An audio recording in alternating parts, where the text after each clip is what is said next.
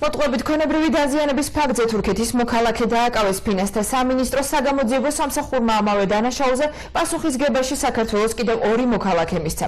გამოძიების მიხედვით კომპანია LNK ჰოლდინგმა აჭარის ფინანსთა და ეკონომიკის სამინისტროს მიერ გამოცხადებული აუქციონის გზით 800,720 შეიძინა თამარის დასახლებაში 20,000 კვადრატულ მეტრი მიწის ნაკვეთი, რომელზეც 36 თვის ვადაში უნდა გაახორციელებულიყო არანაკლებ $3 მილიონი ინვესტიცია და დასაქმებულიყო საქართველოს 100-ზე მეტი მოქალაქე.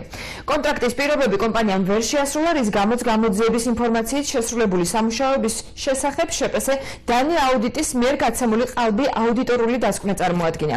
გამოძიებამ დაადგინა, რომ აღნიშნულის გამო სახელმწიფო 2,301,000 ლარით დაზარალდა. პასუხისგებაში მიცემული შპს დანი აუდიტის დირექტორმა სატელევიზიო კომენტარზე უარი განაცხადა, პირად საუბარში კი განმარტა, რომ იგი ფინანსური საგამოძიებო სამსახურის ბრალდებას არ ეთანხმება. საქმეზე ბრალდებული კიდევ ერთი პირი ლევან ბეჟანიძე, რომელსაც გამოძიების ცნობით კანონით ევალდებოდა შესრულებული ვალდებულების გადამოწმება და კონტროლი, დღემდე სამინისტროს საწარმოთა მართვის და სახელშეკრულებო მონიტორინგის დეპარტამენტის უფროსად მუშაობს. ბეჟანიძემ ჩვენთან საუბარში განაცხადა, რომ თავს დამნაშავედ არ ცნობს, თუმცა სატელეფონო კომენტარის გამოყენების უფლება არ მოგვცა.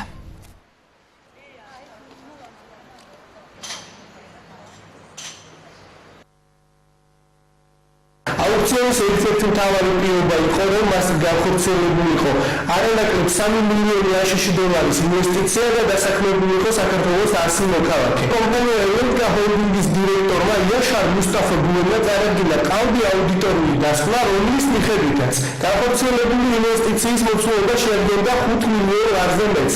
რეალურად კი ინვესტიცია იყო გაახორციელებული მხოლოდ $2,600,000 ლარის მოცულობის. აღნიშნული დანაშაულებული ქმედებით სახელმწიფო მიზარავა $2,300,000 ლარი. აღნიშნულ საქმესთან დაკავშირებით უკვე მიმდინარეობს გამოძიება და დავალოდოთ გამოძიების შედეგებს. შეეხება ლევან ბეჟანიძეს, ის მუშაობს სამინისტროში და არის საწარმოთა მართვისა და სახელშეკრულებო მონიტორინგის დეპარტამენტის უფროსი.